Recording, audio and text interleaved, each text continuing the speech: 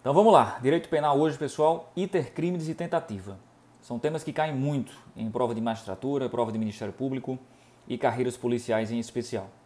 São temas conectados entre si, também conectados, claro, por lógica, com desistência voluntária, arrependimento eficaz e arrependimento posterior. Mas esses três outros temas a gente vê depois em outro encontro, porque senão vai ficar grande demais. Hoje vamos focar então numa revisãozinha de iter crimes e tentativa ou crime tentado. Então vamos começar aqui, mais uma vez o roteirinho fica aí embaixo no vídeo para você baixar, só para a gente não se perder, né? Você vai acompanhando ponto a ponto e fazendo suas anotações.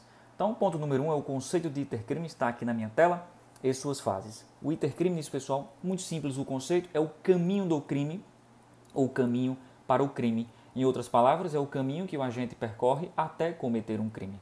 Este iter crimes está dividido basicamente em duas fases, a fase interna e a fase externa.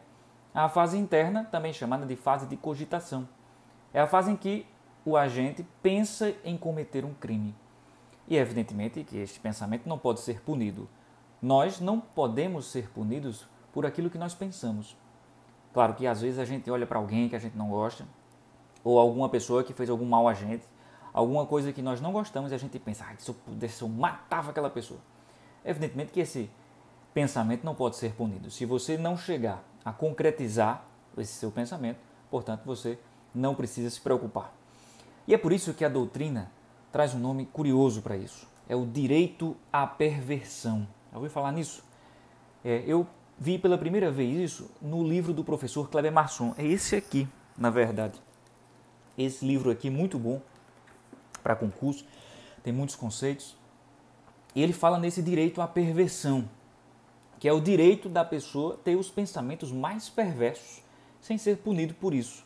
Então, bom, a doutrina dá esse nome, é mais um nome, né? Eu sei que é chato, especialmente em direito penal tem muito nome que a gente às vezes acha que é desnecessário. Hoje, no nosso encontro, a gente vai ver muito nome de teoria, que infelizmente cai em prova de concurso, apesar de a gente não utilizar muito na prática, praticamente não utiliza, mas em prova cai, então a gente tem que saber.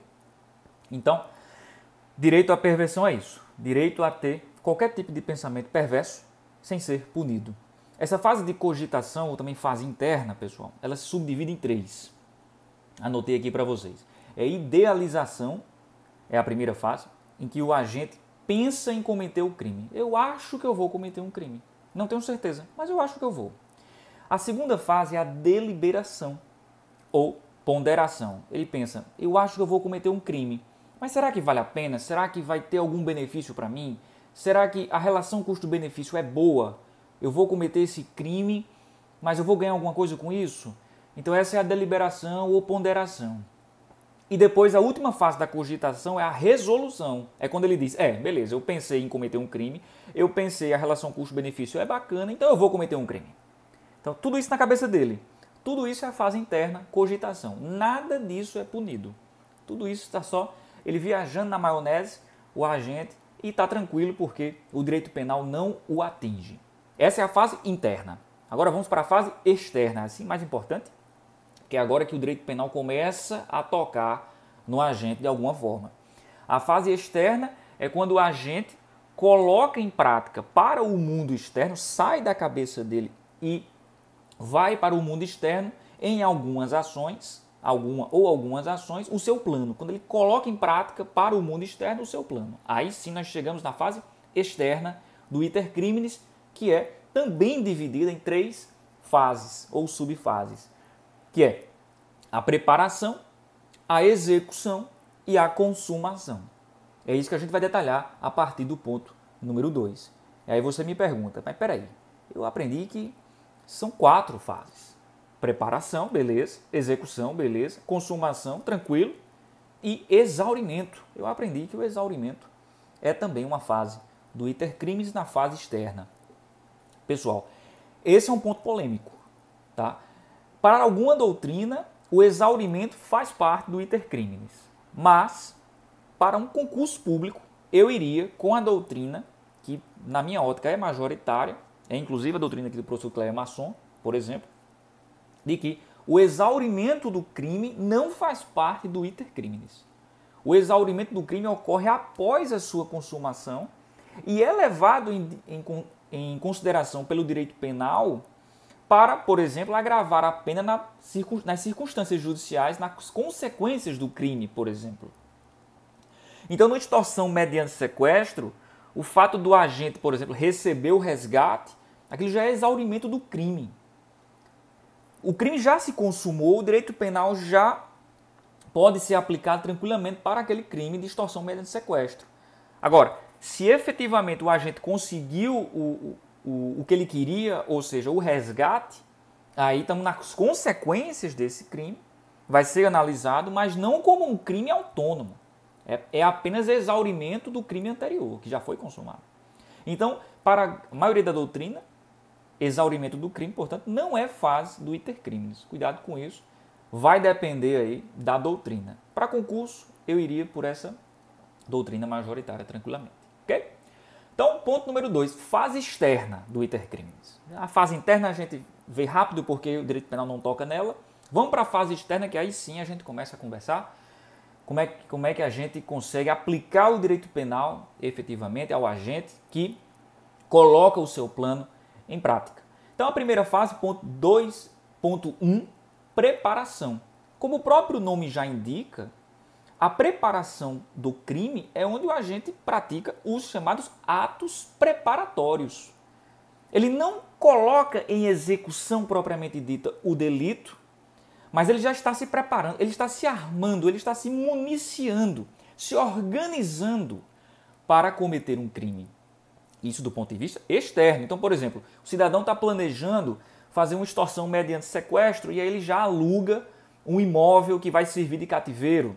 Ele está planejando executar alguém, cometer um homicídio e aí ele compra um revólver, uma pistola ou uma espingarda, por exemplo. Isso já é um ato preparatório, né? Para o delito de execução, nesse último exemplo, para o delito de extorsão mediante sequestro, por exemplo, no exemplo anterior, ele já está se preparando. Então, esses são os atos preparatórios. Em regra, o direito penal não pune atos preparatórios. Essa é a regra. Tem exceção? Tem. Normalmente em direito tem exceção, né? Às vezes, o direito penal pune os atos preparatórios. É o que acontece, por exemplo, com o delito de associação criminosa. Várias pessoas se unem para cometer crimes. Elas estão lá, elas se reúnem num acaso, enfim, num bar, e elas ficam planejando. Rapaz, vamos montar aqui um grupo que a gente vai começar. Você entende de computação, eu entendo de negócios, a gente faz aqui uma empresa de fachada para aplicar golpes nas pessoas. Enfim, vou fazer algo dessa natureza. Então essas pessoas estão em associação criminosa, elas não praticaram nenhum crime ainda, mas aquela associação já é punida pelo direito penal. Então, em regra, os atos preparatórios não são punidos, mas às vezes o direito penal entende que aquele ato preparatório já merece sim ser sancionado e aí já podemos aplicar uma penalidade. E aí, veja só, esses delitos que são punidos de forma autônoma pelo direito penal, sendo atos preparatórios para outro delito, mas que já são punidos como se delitos autônomos fossem e são. Eles são chamados de crimes obstáculo. A doutrina tem esse nome para eles, você anota aí. Crimes obstáculo. Anotei aqui. Também foi mais um conceito que eu descobri agora relendo os materiais. Eu sinceramente tenho esquecido. Aliás, depois que a gente entra na vida prática, muitos desses conceitos mais técnicos, mais doutrinários, eles se acabam se perdendo em nossa mente porque a gente não utiliza muito na prática. Então, crimes obstáculo, fica aí, é o que acontece. Por exemplo, eu anotei aqui, com o crime de associação criminosa, beleza, já tinha até falado, incitação ao crime, petrechos para falsificação de moeda e outros. Todos esses delitos são atos preparatórios para outros, mas já são punidos pelo direito penal. E aí uma pergunta de concurso. É possível que se puna o próprio ato preparatório, ainda que este não seja qualificado como outro crime distinto? E a resposta, sim. Um exemplo raro é o ato de preparar ato terrorista. O próprio crime é preparar ato terrorista. Aqui não estamos diante de um crime obstáculo. Ele não é um crime que serve de preparação para outro. A própria preparação já é um crime próprio, um crime autônomo. E ele está previsto no artigo 5º da Lei 13.260 de 2016. Preparar ato terrorista. O próprio ato preparatório de um ato terrorista é crime. Então, essa é uma informação curiosa que achei para vocês. Então, atos preparatórios é isso. Agora vamos para a execução. A execução, sim. Agora sim chegamos na regra, né, que o direito penal pune aquele que executa um crime. Aquele que coloca em prática realmente e que pratica o núcleo do tipo. Ou seja, pratica o verbo constante no artigo do Código Penal, na legislação extravagante. E aí sim chegamos na execução. Este ato de execução, anotei aqui para vocês também, ele deve ser idôneo e não pode haver dúvida quanto à intenção do agente em praticar o delito. Então, exemplo. Fulano está brincando com Beltrano com um revólver com munição de festim. A munição de festim, ela não atinge a outra pessoa. Tem apenas o barulho, a explosão, mas não sai nenhum projétil. Então, aquele tiro, aquele disparo não vai matar Beltrano. Fulano não vai matar Beltrano nunca. Ele aponta a arma, ele dispara, mas a munição é de festim. Não vai acontecer nada. Então, ele não entrou em execução do crime de homicídio de lesão corporal. Ele não entrou porque o meio é inidôneo. Aqui, portanto, a execução de um crime pressupõe a idoneidade do meio. Senão, não há falar em execução. Ok? E aqui me lembra aquele seriado, aliás, recentemente terminou a terceira temporada, Westworld. Não sei se vocês já viram, na HBO. Eu acho fantástico. Aquele seriado é muito bom. A última temporada é mais ou menos. Mas as duas primeiras, excelente. Quer dizer, o pessoal está num parque lá, são robôs. Os humanos não podem se matar porque as munições só funcionam contra os robôs. Então, quer dizer, ali não há falar em ato de execução de homicídio, por exemplo. Né? Me veio à mente esse seriado que é muito legal. E também deve ser inequívoco o ato. Como eu disse, não pode haver dúvida quanto à vontade do agente em praticar o crime. Por exemplo, fulano dá um tiro para cima, faz um disparo para cima. Mesmo que aconteça um resultado dessa ação, você tem que ver se havia dúvida ou não enquanto à intenção dele. Quer dizer, ele dispara para cima, no mínimo, a gente se questiona se ele queria realmente matar alguém ou não. Porque normalmente quem quer matar atira na direção da pessoa. Pode até errar, mas um tiro para cima já fica na dúvida. Então, se você tem dúvida, se não estiver provado que, enfim, ele atirando para cima, ele queria realmente matar alguma pessoa, mas se você tem dúvida, é claro que vai vigorar aqui o princípio do indúbio pro réu, não pode ser punido por isso, ok? Pergunta de concurso.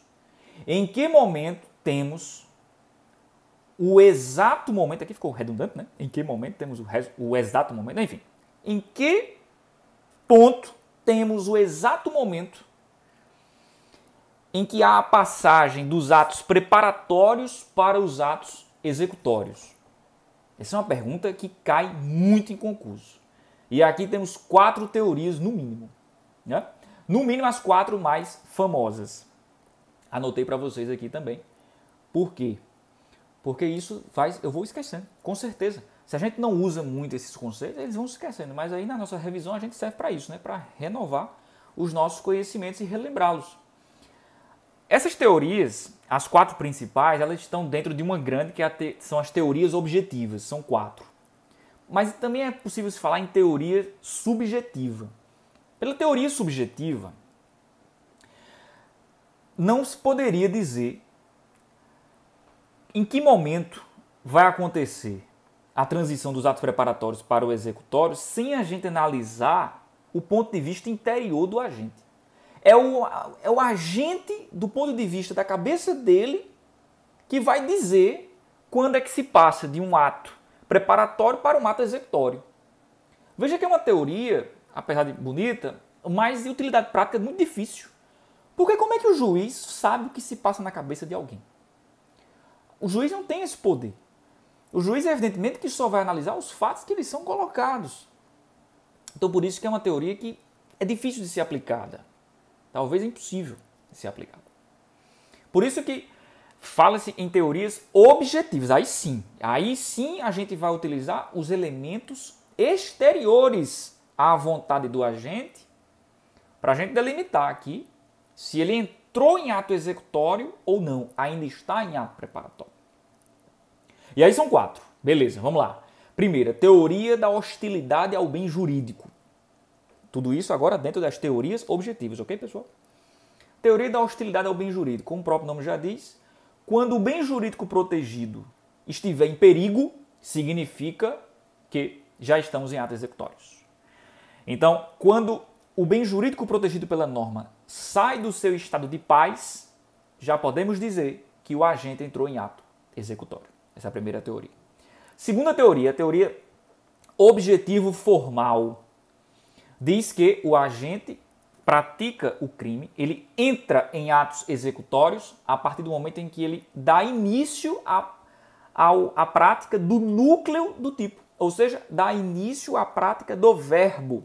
Então, o crime de homicídio, matar alguém, quando ele dispara, por exemplo. Aí ele entrou no núcleo do tipo, que é matar alguém. Se ele vai matar ou não, a gente vai saber já já se é consumado, se é tentado o crime, mas enfim. Mas ele disparou, ele entrou em execução. Pela teoria, objetivo formal, portanto, pune-se apenas os atos a partir do momento em que ele entra no núcleo do tipo. A próxima teoria, terceira, é a teoria objetivo material, que pune não só os atos que vêm logo após a execução do núcleo do tipo, mas também todos os atos imediatamente anteriores, de acordo com a visão de um terceiro observador. Aí veja a sutileza. Veja só um exemplo para a gente clarear aqui, que eu também trouxe aqui do livro do professor Kleber. Muito bom esse exemplo. Está lá o cidadão na varanda da sua casa, olhando a rua. E aí ele vê um cara no telhado da casa vizinha com um pé de cabra. Olhando, ele está olhando assim meio na espreita, está meio escondido, com um pé de cabra ali só. E ele está ali em cima do telhado, quer dizer, de noite. Vamos colocar esse exemplo. De noite, um cara ali em cima do telhado na casa alheia com um pé de cabra. Quer dizer, para esse terceiro que está observando, esse cara vai furtar ou roubar, não vai? Não é a impressão que dá? Pois bem, veja que neste exemplo, o ladrão, ele não chegou ainda a arrombar a porta. Ele não chegou ainda a ameaçar ninguém, a praticar nenhuma violência contra alguém. Ele não adentrou ainda. Ele não sequer tocou na coisa que ele vai furtar. Então, para alguns, ele ainda estaria em atos preparatórios. Ele está ali só se preparando para agir. Mas para esse terceiro, meu amigo, para esse terceiro que está olhando, esse cara vai roubar. Esse cara vai furtar. Ele já está furtando, inclusive. Ele já está ali, na cena do crime, ele só está esperando a oportunidade. Então, nesse caso, para essa teoria, ele não adentrou no núcleo do tipo ainda. Né?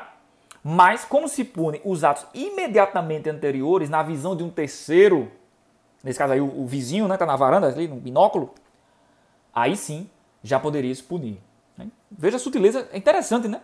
É interessante porque isso, na hora de um processo, a depender do argumento, você pode punir ou não o cidadão. Veja como é sutil. E a quarta teoria. Teoria objetivo individual, pessoal. É basicamente igual ao objetivo material. Só que não leva em consideração o ponto de vista de um terceiro. Mas sim leva em consideração o ponto de vista do próprio agente. Se para o próprio agente ele já entrou ali em atos imediatamente anteriores à prática do núcleo do tipo. Do ponto de vista do agente. Aí você vê que um exemplo disso. Também, mais uma vez aqui, eu tenho que dar os créditos ao professor Kleber Masson. Aqui não sou eu. Aqui, veja, gente. Eu não tenho essa criatividade. Mas aí a gente traz aqui para vocês, né, os exemplos dos livros. E aqui o exemplo dele é interessantíssimo. Veja só. João e Pedro. Mais uma vez aqui os exemplos de João e Pedro. João, ele é inimigo de Pedro. Ele quer matar Pedro. E ele diz isso publicamente. Rapaz, eu quero matar Pedro. Um dia eu mato Pedro. Beleza. Aí lá vem Pedro, né? Andando tranquilo, tal. João fica numa moita, esperando com a faca. Eu vou esfaqueá-lo. Quer dizer, e Pedro vindo, né? E João na moita. Pedro já está em ato de execução ou não? Sim, Pedro já está em ato de execução. Porque Pedro já está num ponto que ele está imediatamente antes de executar o delito. Ele está só esperando Pedro passar na frente dele. E veja, aí você pensa, como é que o juiz vai saber disso? Ora, no exemplo que eu disse, ele já tinha dito publicamente que era inimigo de Pedro, que ia matá-lo assim que ele pudesse. E aí, evidentemente que o Ministério Público trouxe testemunhas para o juiz nesse sentido. Olha aqui, juiz. No caso aqui, Tribunal do Júri, né? Olha aqui, jurados. Olha aqui. Ele disse publicamente que ia matá-lo. Ele estava esperando, só não matou, nesse caso aqui, uma tentativa, por exemplo, porque a polícia interviu, sei lá, aconteceu alguma coisa, ele não conseguiu, mas ele já estava em ato de execução. Portanto, é tentativa. A defesa, por sua vez, não. A defesa vai dizer, não, atos preparatórios. Que é isso? Ele nem esfaqueou. Ele nem tentou esfaquear, que conversa é essa? Ele estava lá, cara. Ele estava lá na moita, agachado. Veja a sutileza, como na prática a consequência pode ser absolutamente diferente. Atos preparatórios não são punidos, em regra. Atos executórios, sim. E se não se concretizar, tentativa. A gente vai ver isso já já. Se ligou? Se ligou no movimento? Então, vamos lá. Essas são as teorias aí, né? Hostilidade ao bem jurídico, objetivo formal, objetivo material e objetivo individual. Qual é a adotada pelo Código? Objetivo formal. Concurso público. Objetivo formal. Pode ir. Pelo Código não, perdão, pela doutrina, viu? O Código nem fala. Pelo menos expressamente não. Mas doutrina majoritária, objetivo formal no Brasil, vá com fé para o seu concurso público. Depois que você entrar, né? Ou se você já estiver advogando, aí, meu amigo, você vai argumentar de acordo com o caso concreto, de acordo com o interesse do caso. Tá certo? E você, como juiz, evidentemente que estará livre pelo convencimento motivado, desde que, claro, fundamentando a sua decisão, para adotar a teoria que lhe parecer mais interessante. Tranquilo? É para concurso, teoria, objetivo formal.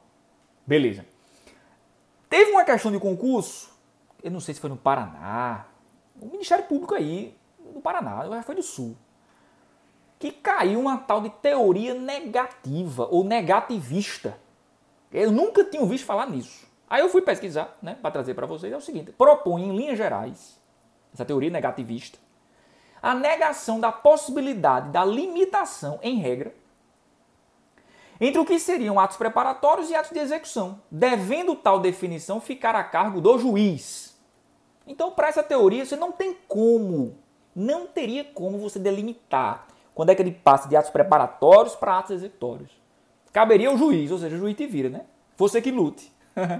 Você que lute aí com os fatos que lhe deram. E aí pronto. Eu nunca tinha visto falar nisso. Caiu? Caiu. Num concurso aí, eu acho que foi no Paraná. Mas aí fica a informação para vocês. Teoria negativista. Essa é boa, hein? Vamos lá. Então, esses foram as considerações sobre a execução. A gente já viu preparação, execução. Vamos agora para a consumação, que é quando o crime, claro, se consuma, quando o crime acontece. Ok? Essa, então, é a consumação, é quando temos o crime perfeito, o crime acabado. Muito bem. Nos crimes materiais, aí eu separei aqui. Quando é que os crimes se consumam? Aí depende, né? Nos crimes materiais, quando o evento naturalístico acontece. Quando o resultado naturalístico acontecer, no delito material, o crime está consumado. Então, por exemplo, matar alguém. Quando a pessoa morre, quando a morte encefálica está consumado o delito de homicídio. É um crime material. Nos crimes formais, também chamados de consumados por antecedência ou por consumação antecipada, esse já caiu, viu? Esse eu me lembro que eu fiz um concurso que caiu isso aí. Crimes de consumação antecipada. Eu olhei e disse, rapaz, isso aqui eu nunca vi na minha vida. Mas era crime formal, é um sinônimo de crime formal. Ele acontece quando o agente pratica o núcleo do tipo, independentemente do resultado naturalístico acontecer ou não. Então, sei lá, vamos ver aqui um exemplo que vem na minha cabeça. Deixa eu ver aqui. Dirigir sem carteira de habilitação. Pronto, dirigiu sem carteira de habilitação. Basta ele dirigir sem habilitação. Praticou o crime de delito formal. Ok? Crimes de mera conduta, mesma coisa. Mesma coisa. Quando o agente pratica o núcleo, já está consumado.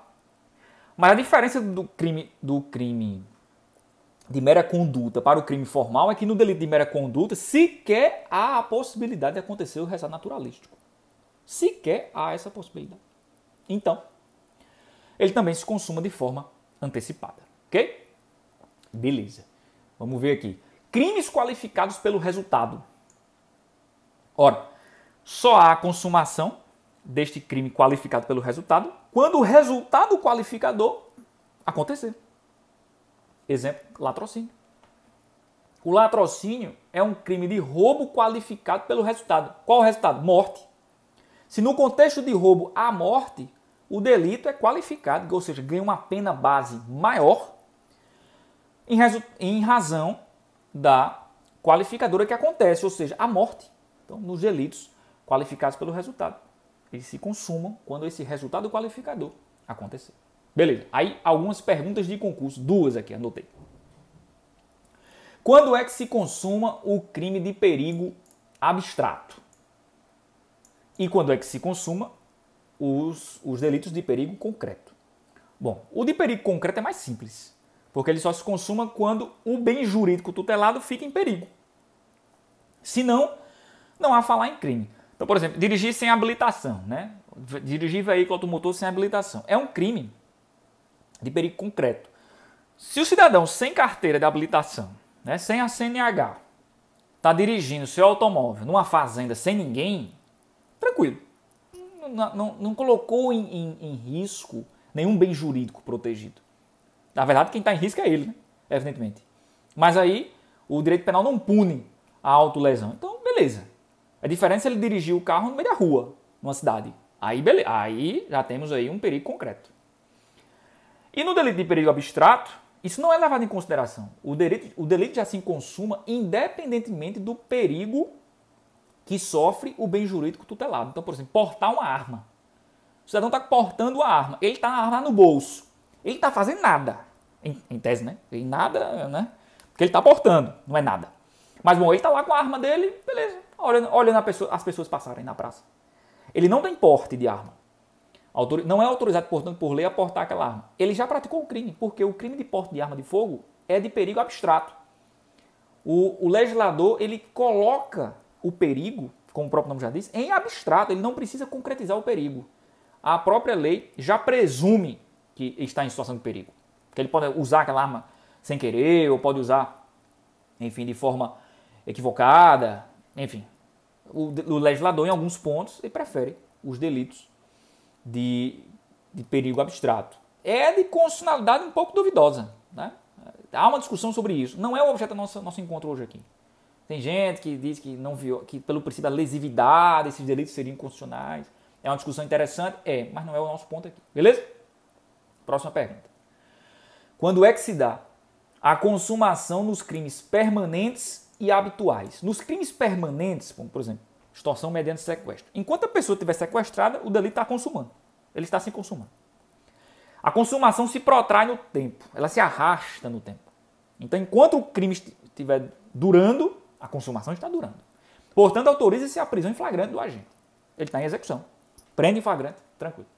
O delito habitual, ele se consuma quando o agente coloca aquela ação como meio de vida. Não é que ele pratica um ato isoladamente e já é crime. Não. É quando ele faz daquilo um meio de vida. Tá certo? Então, neste caso, pessoal, por exemplo, manter casa de prostituição. Isso é um delito habitual. Ou seja, aquela casa de prostituição, ela tem que acontecer durante vários dias, durante um período.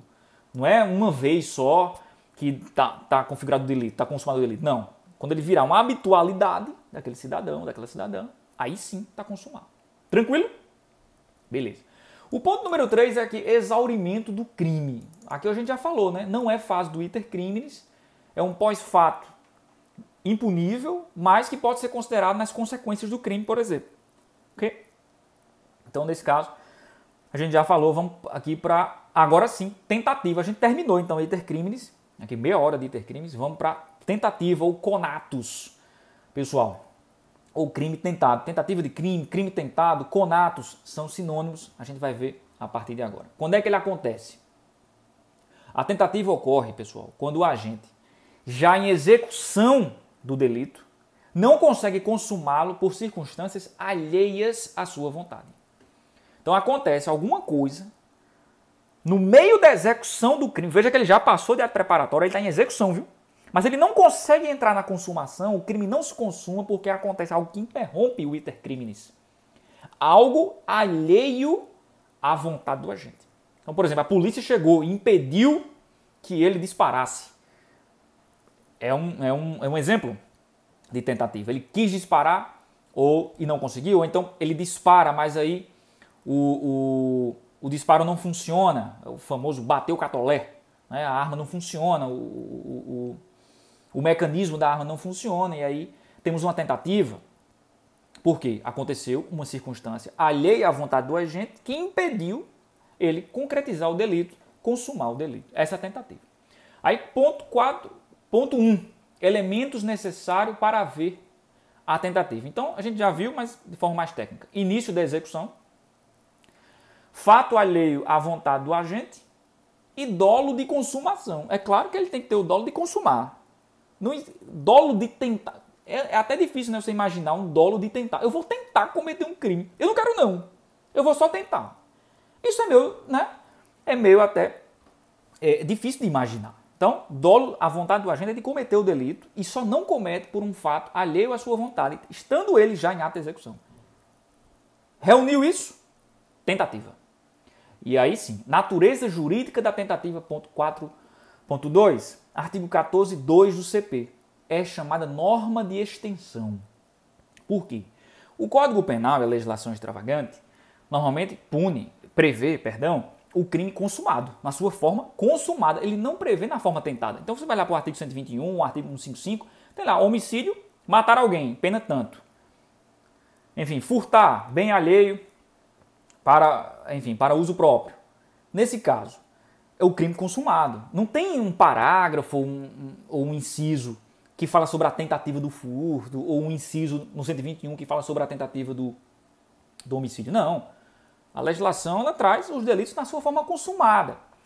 E aí, quando a gente vai aplicar a tentativa, a gente precisa de uma norma de extensão, algo que você soma, vamos supor, um homicídio ao artigo 121, soma o artigo 14, inciso 2, essa é a norma de extensão, e aí você faz uma extensão, e aí sim você pune a tentativa do homicídio. É algo, para o pessoal que gosta de videogame, e eu gosto muito, é o DLC. Isso aqui é como se fosse um DLC, é uma extensão. Né? Você compra um DLC, e aí você prevê outras coisas, né? Outras fases, outros personagens. É um DLC aqui do Código Penal, esse artigo 14.2. Então você precisa dele para poder punir a tentativa. E o artigo 14.2 do CP, ele vai em qualquer um. Ele se soma a qualquer outro delito, em regra, previsto na forma consumada. Então, por isso que ele é norma de extensão. Beleza. Ponto 4.3. Teorias... Vamos para mais teorias. Olha, é um negócio sério. Eu tenho que falar, eu era muito indignado com isso aqui. Ainda sou. É um negócio que só serve para cair em prova, meu amigo. É um negócio impressionante. Mas se cai, né? A gente vai lá. Aí você me pergunta, você decorou isso? Tal. Olha, quando eu estava ali na véspera do concurso, ali com todo o gás, aí realmente esses conceitos vinham mais fácil na mente. Hoje em dia, se você me perguntar, já me esqueci. Só lembrei agora para a gente fazer esse nosso encontro. E por isso que eu anotei aqui, para não me perder. Então, para a prova é interessante você saber. Depois, né, esses conceitos vão sendo esquecidos aí à medida que o tempo passa. Beleza, então vamos lá. Teorias que buscam fundamentar a punibilidade da tentativa. A gente já sabe que o Código Penal pune a tentativa. Então, quer dizer, não é um indiferente penal. Ela deve ser punida. E algumas teorias, mas por que se pune a tentativa? Essa é a pergunta aqui desse ponto.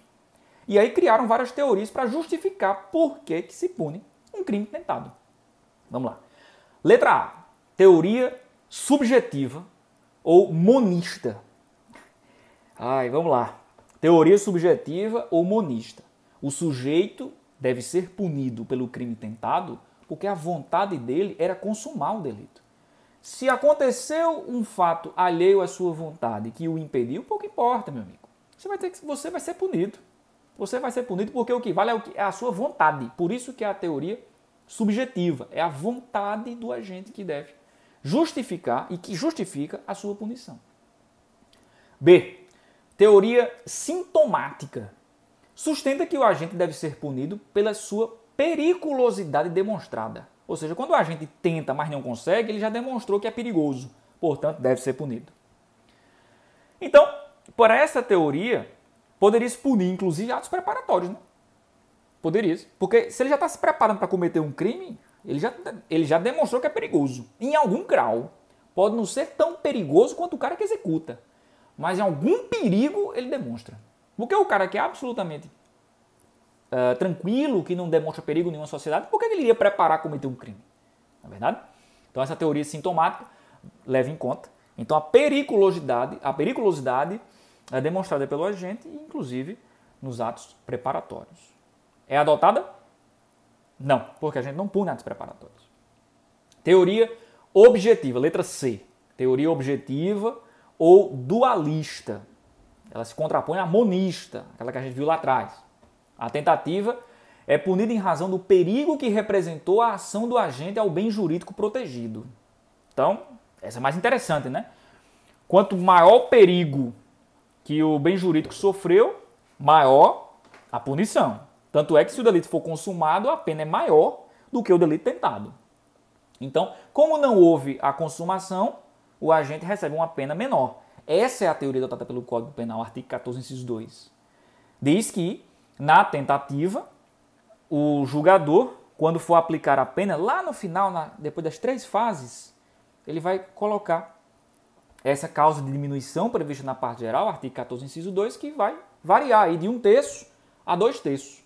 Ele vai diminuir bastante, às vezes, a penalidade imposta. Então, letra C, teoria objetiva ou dualista é adotada pelo Código Penal. Ok? E ainda temos a teoria da impressão ou teoria objetivo-subjetiva. É inacreditável. A criatividade dos doutrinadores é absolutamente inacreditável. O que é que ela diz? Essa quarta teoria. Limita a teoria subjetiva para impedir a punição por atos preparatórios. Lembra que na teoria subjetiva daria para punir os atos preparatórios, inclusive, porque levava em consideração a intenção do agente, assim como a sintomática. A sintomática subjetiva daria para punir os atos preparatórios, porque uma levava em consideração a intenção, a subjetiva, e outra levava em consideração a periculosidade do agente. Essa teoria da impressão objetiva e subjetiva é basicamente igual à subjetiva, mas sem punir atos preparatórios. Não é adotada pelo Código Penal. Adotada pelo Código Penal, a letra C, teoria objetiva, tá? Ou seja, que pune a tentativa de acordo com o perigo que o bem jurídico protegido sofreu. E aí, pessoal, vem aí uma pergunta de concurso. Existe algum caso em que o Brasil adotou outra teoria que não a objetiva? Porque a gente viu que é adotada pelo Código Penal, né? Mas é a regra. Há exceções. Há exceções em que o Código Penal pune com a mesma pena tanto o crime tentado quanto o crime consumado. Então ele não leva em consideração em que grau houve o perigo ao bem jurídico tutelado. Tanto faz, meu amigo. Tentou ou consumou, tome. Tome a lapada aqui da pena. E aí pronto. Esses são os delitos de empreendimento. Essa também já caiu. Essa aí. O que são delitos de empreendimento? Horrível, né? Essas perguntas de classificação de crimes. Delitos de empreendimento ou delitos de atentado também são crimes que possuem a mesma pena para a forma consumada e para a forma tentada. Então, por exemplo, tentar evasão mediante violência. Ou seja, o preso, está preso num presídio, claro, ou numa cadeia, e mediante violência ele tenta fugir ou foge. Tanto faz ele tentar fugir e não conseguir, quanto ele fugir mesmo. Está cometido o mesmo delito. Está cometido o mesmo delito, artigo 352 aqui, 352 do Código Penal, anotei para vocês. Beleza? Então, nesse caso, adotou-se a teoria subjetiva. Porque o que vale é a intenção do cara, né? O que vale é a intenção do cara. Beleza. Eu disse, então, que, pela regra, quanto mais perigo o bem jurídico tutelado sofrer, pior a situação do agente, né? Tanto é que se ele consumar, ele responde pelo delito consumado. Ele não vai ter a causa de diminuição da pena. Essa causa de diminuição da pena, do artigo 14, inciso 2, ela varia, como dito, de 1/3 a 2/3. Então, meu amigo, 2/3, pense direitinho aí, 2/3, você praticamente elimina a pena do cara. 2/3 é, sei lá, 9 anos, a pena base, 9 anos. O cara foi condenado a 9 anos, o juiz aplicou a pena por 9 anos. E ele diminui 2/3. Vai ficar 3. Ficando 3, ele sai do regime fechado, vai para o aberto. No aberto, dependendo das circunstâncias, ele já pode ter a pena substituída por uma prestação de serviço à comunidade. Quer dizer, nem preso vai. Veja como a consequência é brutal. Você diminui 2/3 de uma pena. Mas, como eu disse, a regra vai de 1/3 a 2/3. Sim, e como é que o juiz escolhe? O juiz escolhe, é da cabeça do juiz?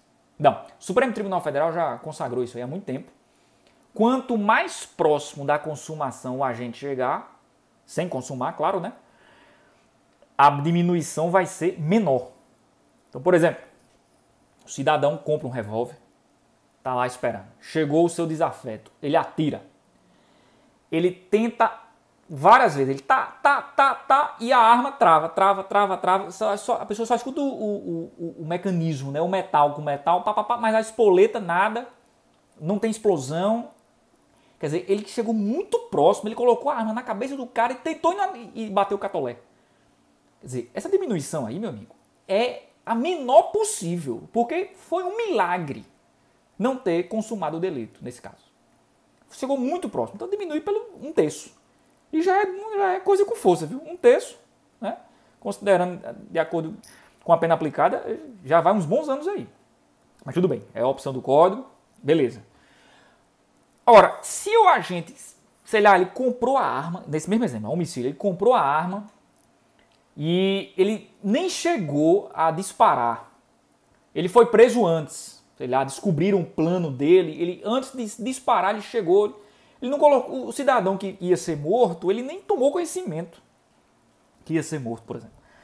Então, quer dizer, o perigo que ele sofreu é muito pequeno. Então, nesse caso, a diminuição é máxima. Então, o juiz vai diminuir 2/3.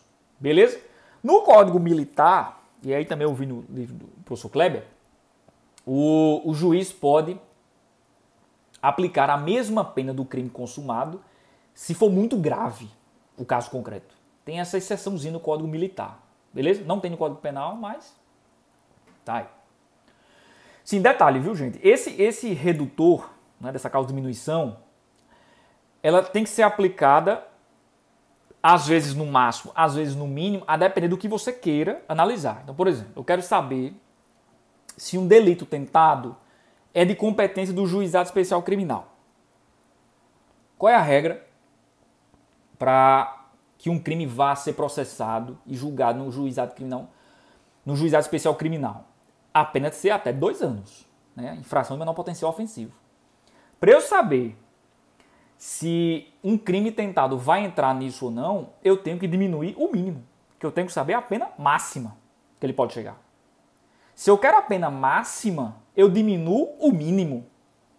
Agora, vamos supor que eu queira saber se nesse caso, um delito tentado, se aplica ou não a suspensão condicional do processo, artigo 89 da Lei dos Juizados. Lá, o que a lei diz? Crimes com a pena mínima até 1 ano. Então eu quero saber se a pena mínima entra em até 1 ano. Nesse caso eu aplico o redutor no máximo, porque eu quero que diminua o máximo para eu saber a pena mínima. É assim que acontece. Então cuidado. Isso já caiu em concurso também. Você precisa se ligar se você vai aplicar esse redutor no máximo ou no mínimo, a depender do que você queira. Se você está procurando o critério da pena máxima, você diminui no mínimo. Se você está procurando o critério da pena mínima, você diminui no máximo, 2/3. Tranquilo? Tranquilo, vamos lá. Espécies de tentativa. 4.5, né?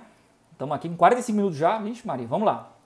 Espécie de tentativa. Tentativa branca e tentativa vermelha. Tentativa branca, também chamada de incruenta, e tentativa vermelha, cruenta. Tentativa branca. O agente tenta cometer o delito, mas sequer fere a pessoa. O bem jurídico totalado. No caso aqui, no delito de homicídio, ele sequer fere a integridade corporal da pessoa. Ele atira 6 vezes, pá, errou tudinho. Ruim de pontaria. Tentativa branca, nesse caso. Mas se ele atirou, bateu aqui no ombro, não matou, mas feriu. Tentativa vermelha. Aí você lembra de sangue, né? Vermelha, sangue, é o que fere, é o que sai sangue. É isso que vem na minha cabeça para eu lembrar. Ou cruenta, beleza? Tentativa perfeita ou acabada e tentativa imperfeita ou inacabada. A tentativa perfeita ocorre quando o agente esgota todos os meios que estão à sua disposição para tentar cometer o crime e não consegue. Não consegue. Por exemplo, o cidadão tem um revólver com seis munições no seu tambor, né? Ele atira as 6 vezes. Pronto, errou os 6. Ou então não conseguiu matar a vítima. Mas ele não tinha mais outra arma, não tinha mais o que fazer. Essa tentativa é perfeita ou acabada. Agora, se ele só atirou 3 vezes e fugiu, ou sei lá, a polícia chegou, ele se mandou em disparada, neste caso, temos a tentativa imperfeita ou inacabada. A tentativa perfeita também é chamada de crime falho, ok? Tem esse nominho aí, crime falho. Também não gosto muito não, mas tá aí. Pergunta de concurso, vamos lá, agora tem várias. Agora é uma sequência aqui de perguntas de concurso para a gente terminar. É possível se falar em tentativa em crimes de ímpeto? Crimes de ímpeto é aquele crime que acontece do nada. O cidadão está em paz, ele está em paz consigo mesmo, e do nada acontece uma situação maluca que coloca nele uma vontade de cometer um crime, ou ele comete o crime ali de supetão. É o crime de ímpeto. Sei lá, o exemplo clássico, o cidadão chega em casa, ou a cidadã, vamos mudar, né? Vamos mudar nos tempos de hoje, vamos mudar esse exemplo. A cidadã chega em casa, ela ama o seu marido, e aí pega o cidadão com outra. Ora, e aí ela se é atacada de uma fúria tamanha que ela mata o marido, ou mata a cidadã. Né? Nesse caso é um crime de ímpeto. É possível se falar em tentativa desse crime nessa situação? Para uma doutrina diz que não, porque como é de ímpeto, não houve nem o planejamento, não houve nem o iter criminis. Ela saiu do nada para o crime. Então, para certa doutrina, como não há falar nesse caso em iter criminis bem delineado, não há falar em tentativa. Não é a que prevalece. A teoria que prevalece é que sim, é possível se falar em tentativa sim. Mesmo que muito rápido houve o iter criminis. Mesmo que num ataque de fúria houve o iter criminis, houve a execução e só não houve a consumação por circunstâncias alheias à vontade do agente. Então, tentativa.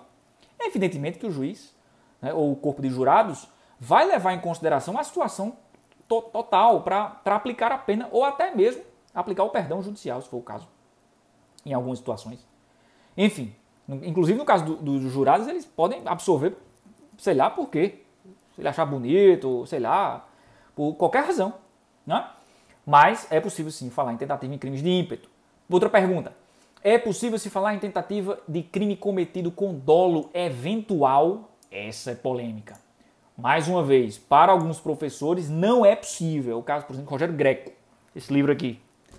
Rogério Greco, grande. Eu adoro esse livro, é uma delícia. Um português maravilhoso, exemplos muito bons. Inclusive foi o que eu usei para concurso público. O de Cléber Masson eu comprei depois, mas o de Rogério Greco é fantástico. Para ele não é possível falar em dolo eventual, porque em tentativa em crimes cometidos, com dolo eventual, porque no dolo eventual ele não tem um dolo direto. Né? O dolo eventual é uma espécie de dolo indireto. Ao lado do dolo alternativo é uma espécie de dolo indireto, em que o agente apenas assume as consequências de acontecer o crime ou não. Se acontecer, ele não está nem aí. Bom, para ele, isso é absolutamente incompatível com a tentativa. Mas não é o que prevalece. Pelo que eu vi em concurso, as bancas entendem que sim, é possível compatibilizar a tentativa com dolo eventual. O cidadão que age e não está nem aí se vai acontecer ou não, e o evento não acontece por circunstâncias alheias à sua vontade, mas ele estava nem aí, então ele responde por tentativa a título de dolo eventual. Beleza. Ponto 4.6. Crimes que não admitem a tentativa. A gente já viu um monte de exemplo que admite tentativa, né? Crime de ímpio não admite, crime com dolo eventual admite. Tá. E os crimes que não admitem tentativa? Agora sim, esse cai com força.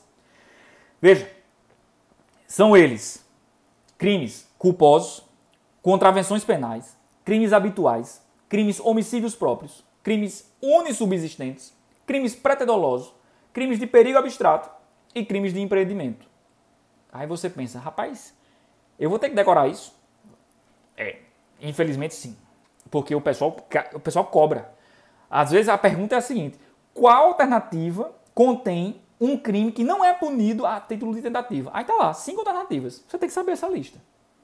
O macete que eu aprendi na minha época de concurso foi fazer, tá até no material aí. Se você pegar a primeira letra de cada palavra, dá chope, com 2C, com 2P e E no final, chope. É o macete do chope com 2C e com 2P e E no final. Então, com esse macetezinho, aí você lembra, culposos contravenções. São os 2C.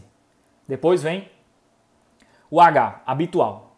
Show, o O, homicídio próprio. U, show, unissubsistente. PP, preterdoloso, perigo abstrato. E o E no final, crimes de empreendimento, que não se admite tentativa porque já é a própria pena, é a mesma, né? Do delito consumado e do delito tentado. Enfim, para a doutrina, os delitos de empreendimento também entram aqui nessa classificação. Ok?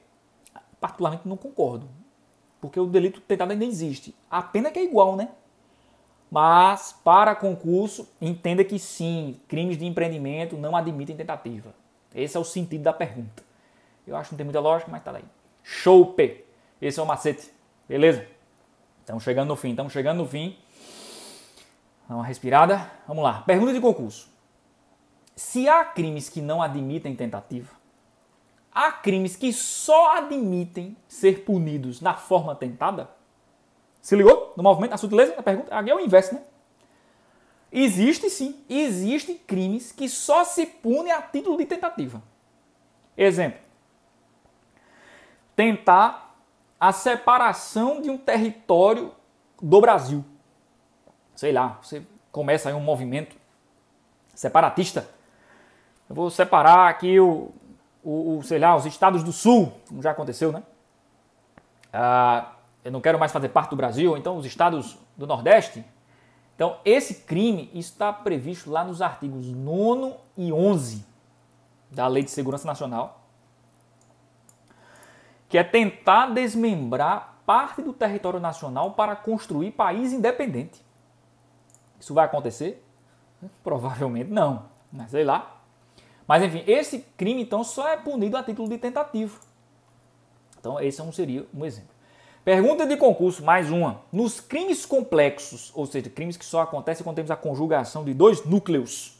É o caso do roubo, por exemplo, que é um furto mais a violência. Quando é que nos crimes complexos, quando teremos tentativa e quando teremos crime consumado? Ora, nos delitos complexos só há o crime consumado quando as duas elementares se concretizam. No caso do roubo, por exemplo, só se consuma quando há aplicação da violência ou grave ameaça e há subtração do bem alheio. Se acontecer os dois, roubo consumado. Se não acontecer, roubo tentado. Por exemplo,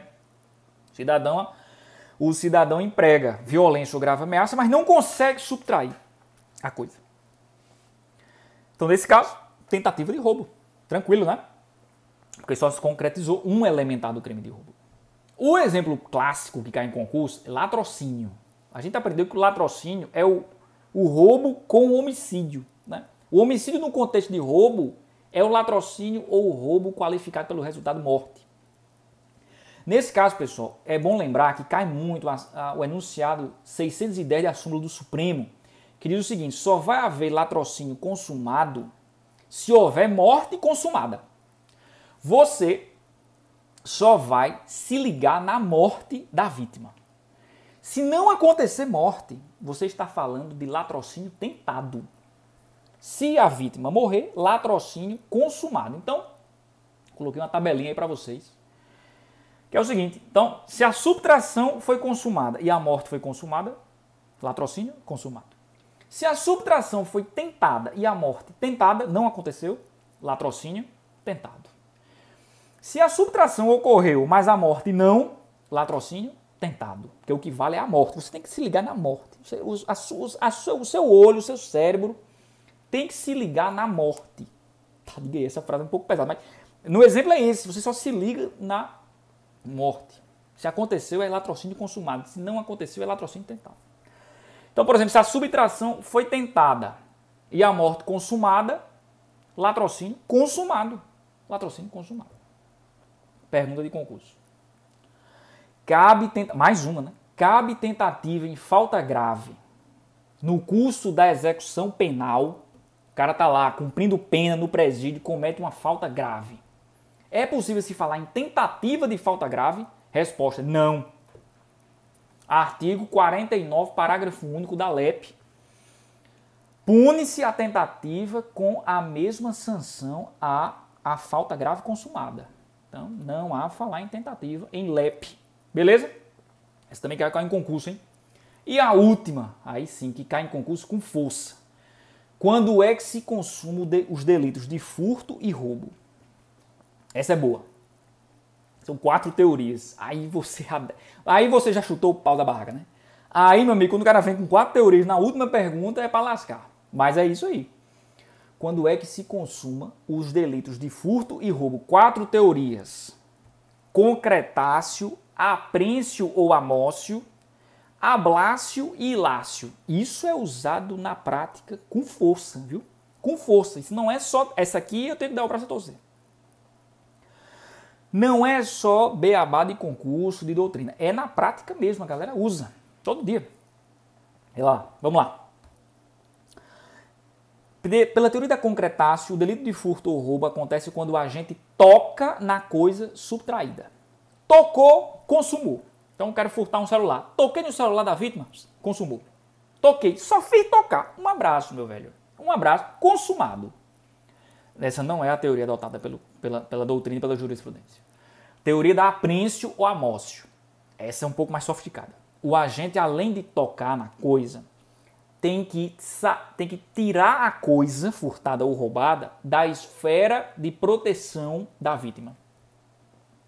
Veja, no caso do celular, a pessoa pegou, colocou no seu próprio bolso, você já tirou da esfera de proteção da vítima. A vítima já não tem mais o celular com ela na sua esfera de proteção.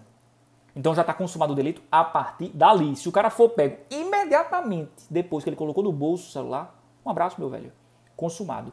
Essa é a teoria adotada pelo STJ, pelo Supremo, pela doutrina pátria. Essa é a teoria. Beleza? Então, por exemplo, um exemplo de que, sei lá, o caseiro, ou então a pessoa que trabalha na casa de alguém, vai lá e pega a joia e coloca no bolso da sua roupa. Ela ainda está na casa do dono da casa e do dono da joia, mas já tirou a joia da esfera de proteção jurídica do dono. Então já consumou o delito por essa teoria. Ele não tem mais a proteção, porque a joia já está na proteção da pessoa que roubou, que furtou. Beleza? Teoria da ablácio. É quando, além de tocar, além de tirar da esfera de proteção da vítima, ele leva a coisa para um lugar outro, que não onde ocorreu o furto. Quando ele leva. Então, nesse caso aqui, da pessoa que furta joia, né, na casa onde trabalha, por exemplo. Só vai se consumar o delito para essa teoria quando a pessoa levar para outro canto, quando sair da casa, levar na esquina, levar na sua própria casa, aí sim. Enquanto isso não acontecer, não estaria consumado o delito de roubo ou de furto. Não é adotada pelo Código. Perdão, pela doutrina, pela jurisprudência. E a última teoria, ilácio. A consumação só ocorre quando a coisa é levada para outro canto para tê-la a salvo. Neste exemplo, o cidadão pegaria a joia, colocaria no bolso, sairia da casa e ainda chegaria em casa num lugar altamente protegido por ele. Aí sim se consumava. É a teoria da ilácio. Então veja que são gradações, né? Tocou, é a concretácio. Tocou e colocou consigo. Tirei da esfera de proteção do outro. Aprêncio ou amócio. Essa é a teoria adotada. Peguei, coloquei na minha esfera de proteção e me desloquei para outro canto. Teoria da ablácio. Peguei, coloquei na minha esfera de proteção, tirei da esfera de proteção da vítima, fui para outro canto e não só. Fui para outro canto que eu esteja em paz, sem perseguição, sem nada. Aí sim estaria consumado teoria da ilácio. Então, portanto, pessoal, teoria da aprêncio, teoria da amócio, essa é a adotada. 1 hora, hoje foi informação com força, mas a gente terminou.